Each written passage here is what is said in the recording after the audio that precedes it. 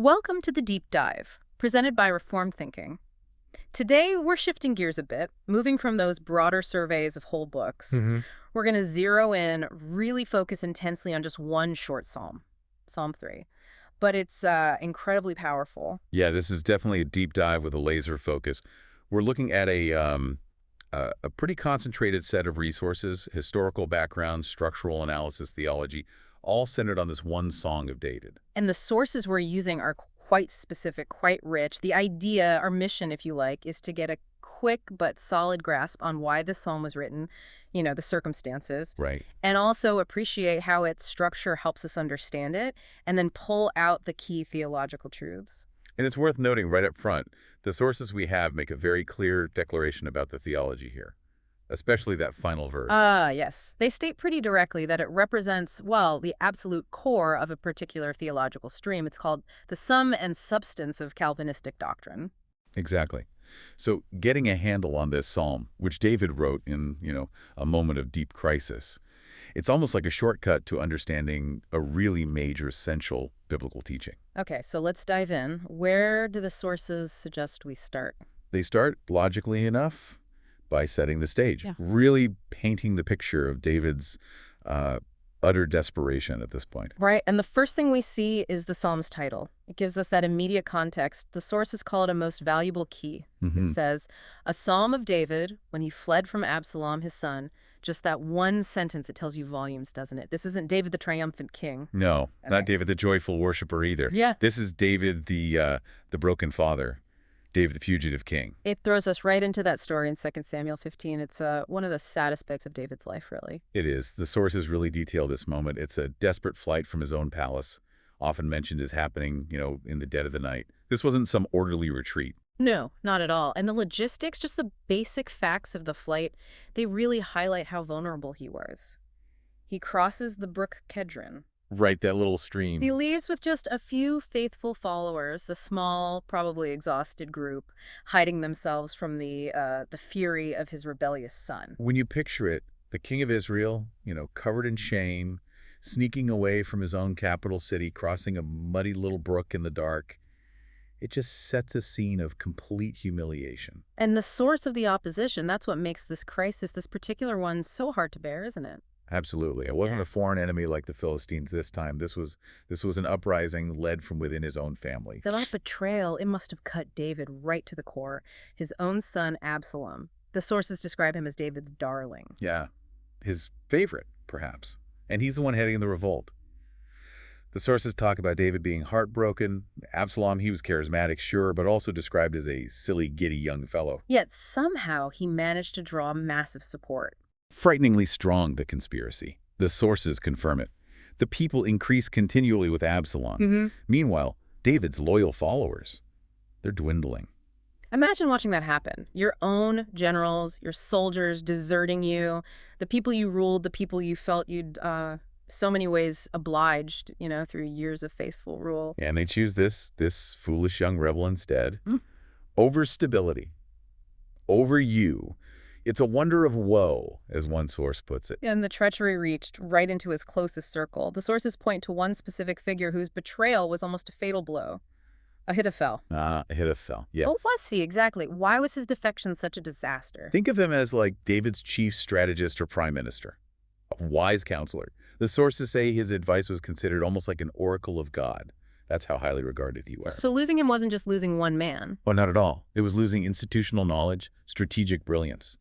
David himself laments it, that Ahithophel, this trusted source of wisdom, hath forsaken me. It signals a broader collapse, doesn't it, if Yeah. he's gone? Exactly. It implied that David's other faithful counselors have turned their backs, or at least they were starting to waver. When a king loses that kind of core support, that intellectual and strategic backing, his situation is genuinely desperate. The whole system is crumbling around him, and then, as if that wasn't enough, you see these other enemies sort of circling like vultures, emboldened by his weakness. Yeah, that's where Shimei comes in. He's a minor character, maybe, in the grand scheme. It's significant here. Very significant. Yeah. The fact that he felt bold enough to just walk up to the fleeing king, curse him, swear at him to his very face, it shows how widespread the perception was that David was finished, utterly abandoned. The sheer number of people supporting Absalom gave guys like Shimei the green light to just unload their personal hatreds, right? Without any fear of consequence. Precisely. And the sheer volume of opposition, we're talking tens of thousands who had set themselves against him roundabout. That sheer weight, physical and emotional, is what prompts David's cry in the very first verse. Lord, how are they increased that trouble me? It's a cry of being overwhelmed.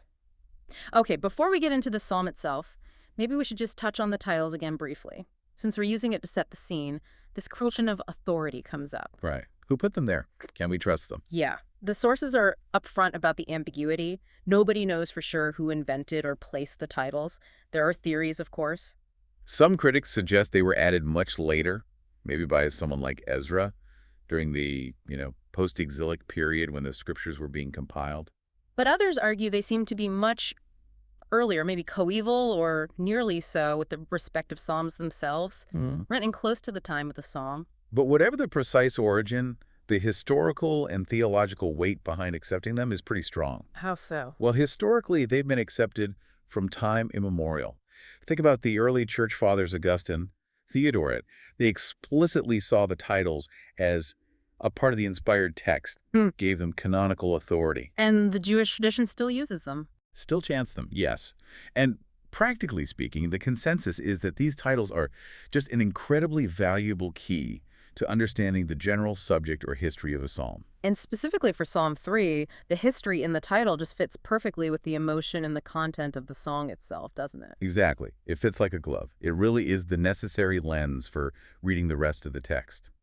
Hashtag 2, the structure of the sacred song and David's complaint. Okay, so let's turn to the structure of this sacred song. It's short, only 8 verses, but it packs a theological punch. We should probably start with the name the Hebrews used, Mizmor. Right, Mizmor. That's the Hebrew word we translate as psalm, and its literal meaning is quite striking when you think about it in terms of prayer. It means pruning or cutting off superfluous twigs. Pruning, like trimming a plant. Exactly. It refers to songs made of short sentences where many superfluous words are put away, getting rid of the unnecessary stuff. That imagery, it makes you think David's distress forced him into a kind of spiritual efficiency, doesn't it? Like when he cried out, there was no time for fancy words or elaborate poetry. He had to get straight to the point. Yeah. The pruning becomes almost a spiritual consequence of the intense pressure he's under. One of the old writers cited in our sources picked up on exactly that. The idea is that when a believer is in sore trouble, their prayer just naturally gets pruned of all luxuriance of wordy speeches. It favors brevity, intensity, focus. So the structure itself reflects his psychological state. He's running for his life. The prayer has to be urgent, focused. Precisely. And this urgent song, it's laid out with remarkable clarity.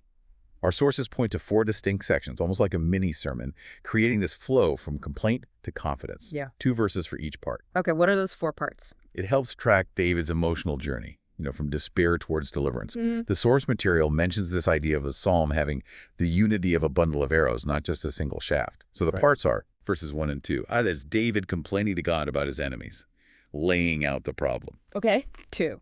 Verses 3 and 4. Then he pivots, declaring his confidence in the Lord. 3. Verses 5 and 6, singing about his safety, specifically his ability to sleep. And finally 4. Verses 7 and 8, where he's strengthening himself for the future conflict, calling on God to act. That's a very clear progression. Now, we talked about the sheer number of enemies in verse 1, but verse 2, that contains the real core of the crisis, doesn't it? The sources call it the bitterest complaint. Yes, because it reveals the physical threat, terrible as it was actually overshadowed by his spiritual attack. What was that attack? The most dangerous weapon his enemies used wasn't the sword.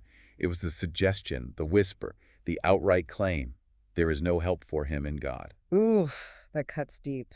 David, baby, handled the shame of losing his kingdom, his friends betraying him. But this idea that his God had abandoned him, that was the intolerable assault. And what makes it sting even more is the background. His enemies weren't just making this up out of thin air, were they? No, and that's the tragic part. David knew, deep down, he'd given them some ground for this exclamation. His terrible sin with Bathsheba, the murder of Uriah, that history was now being thrown back in his face. So they're basically saying, look at the mess you're in. It proves God's finished with you. Exactly. God hath forsaken thee, left thee to your fate. Your consequences are the proof. It's twisting the knife. Our source material really emphasizes the weight of this specific kind of trial. It calls it the worst thing a believer can face. It does. It describes it as the most bitter of all afflictions.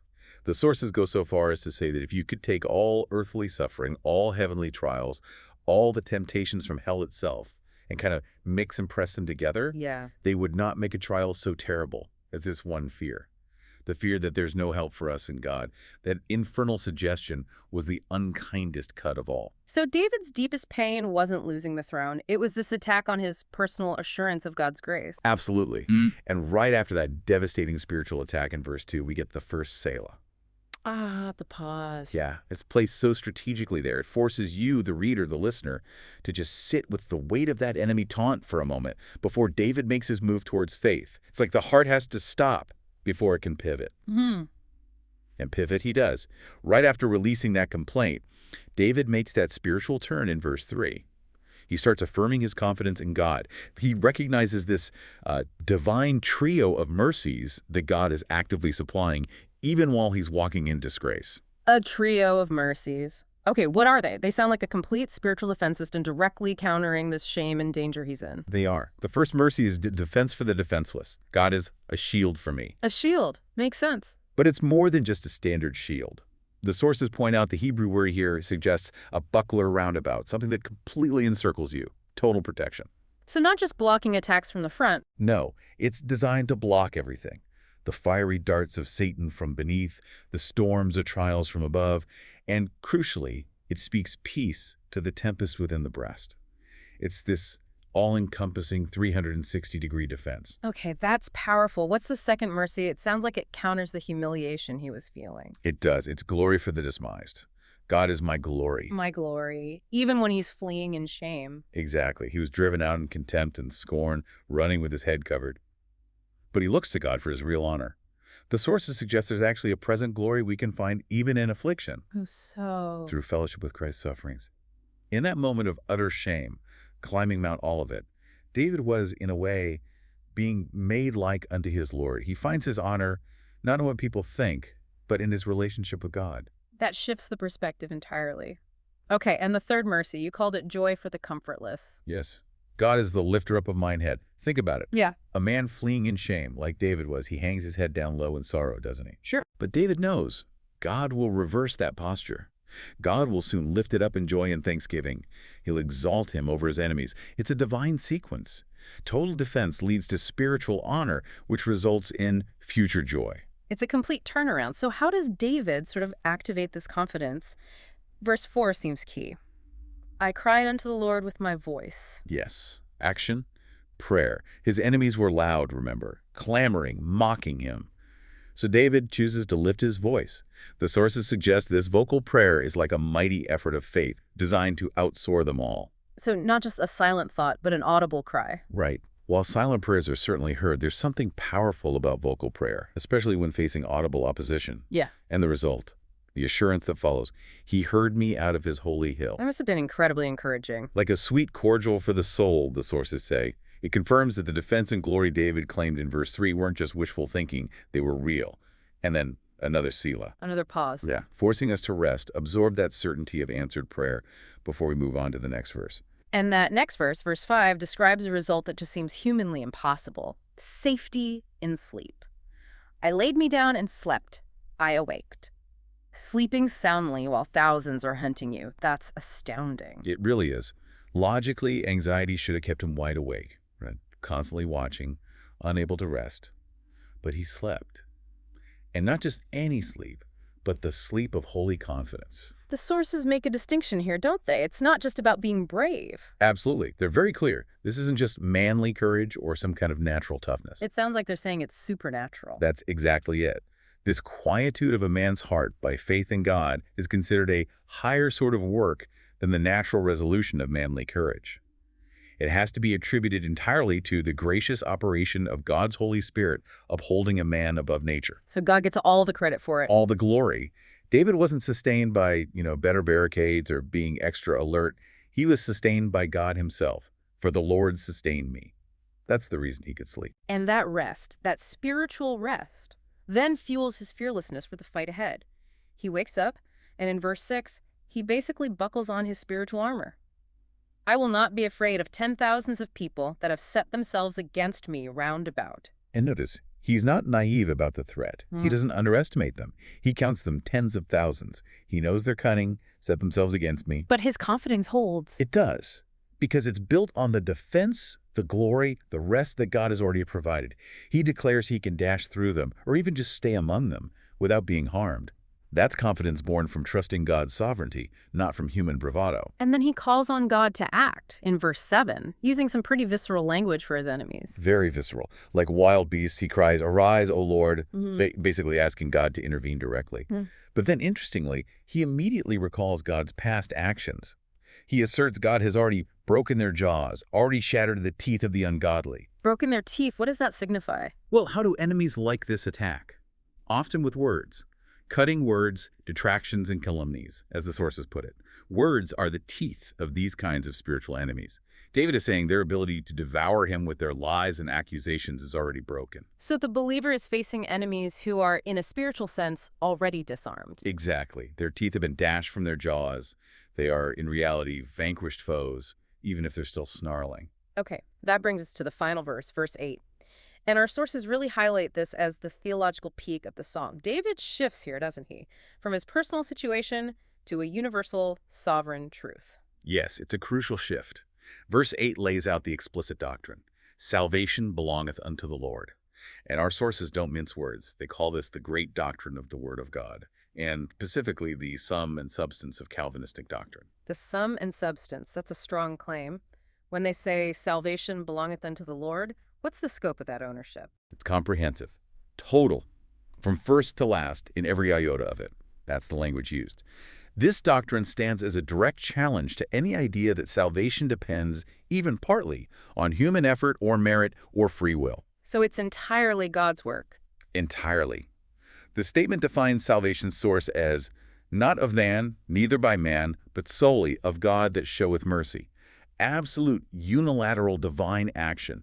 The sources even draw that parallel to Jonah's cry from the belly of the fish. Ah, yes, salvation is of the Lord, Jonah 2.9. The same core truth declared in another moment of desperation. For listeners who might want to understand this doctrine more fully, how do the sources break down that from first to last? What specific actions does this attribute solely to God? They outline the whole process of saving grace and attribute every single step to God, excluding human power. Includes things like 1. Election.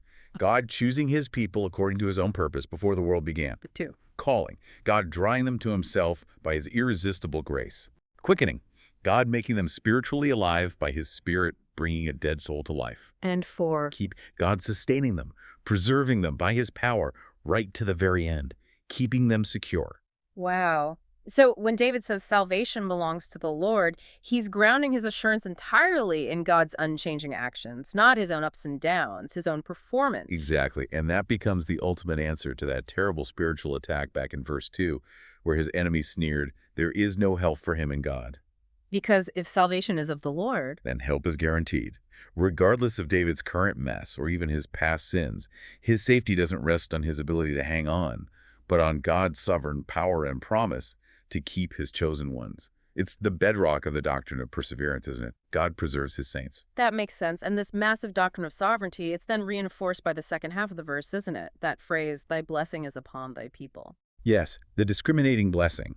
It highlights the specificity. This blessing, this saving love, this keeping power, it's not just sprayed randomly.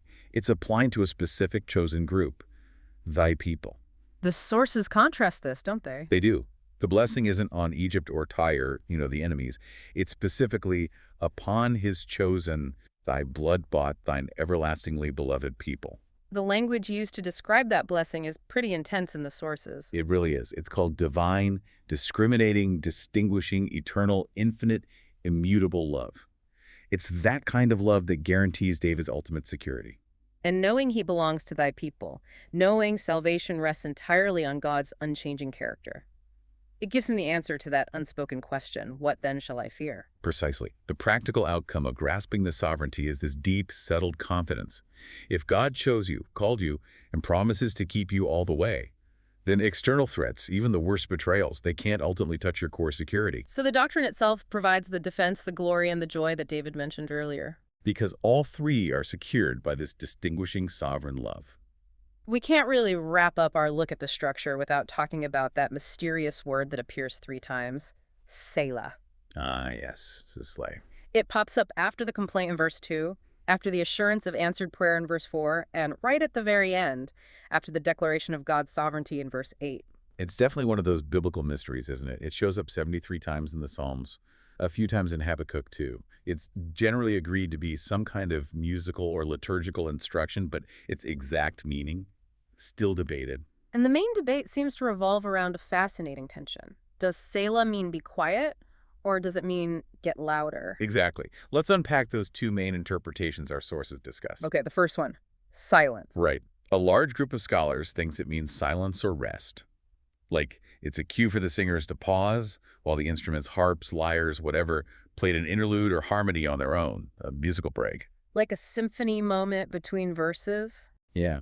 And the Septuagint, the Greek translation, renders it as diaquama, which seems to refer to a variation or modulation in the music.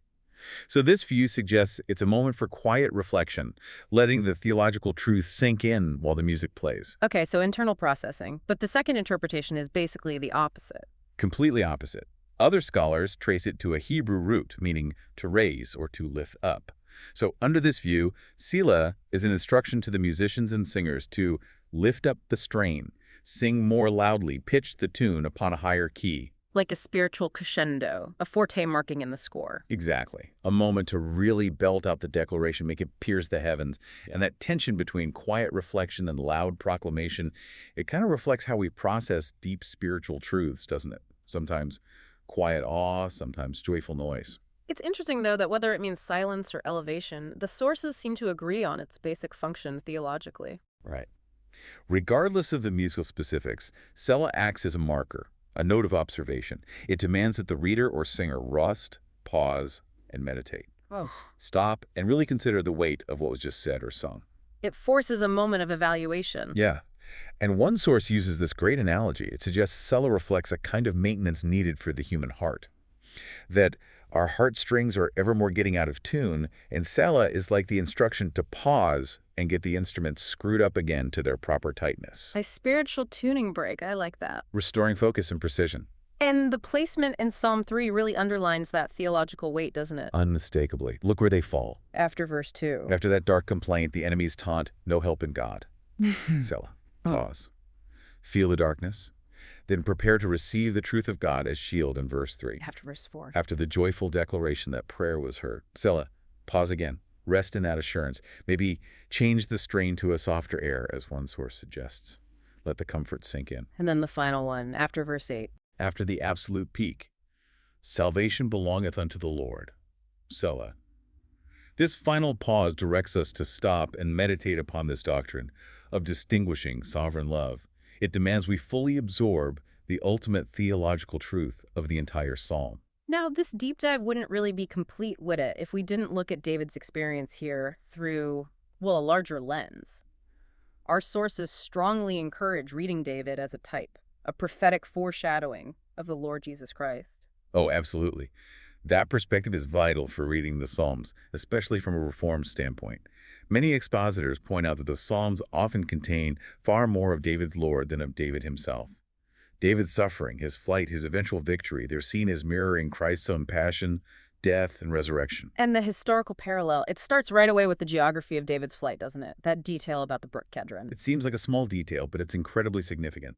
David fled his rebellious people by crossing the brook Kedron. Christ, the antitype, the reality David foreshadowed, also passed over the brook Kedron when his own people were in rebellion against him. He was heading towards Gethsemane, the Mount of Olives, also with just a feeble band of followers. So David's path of shame literally traces the route Christ would take in his final hours of humiliation. It's a striking parallel. And that most painful attack, David faced the spiritual suggestion that God had abandoned him that finds its ultimate, most profound fulfillment in Christ's cry on the cross. Absolutely. David's enemies taunted him.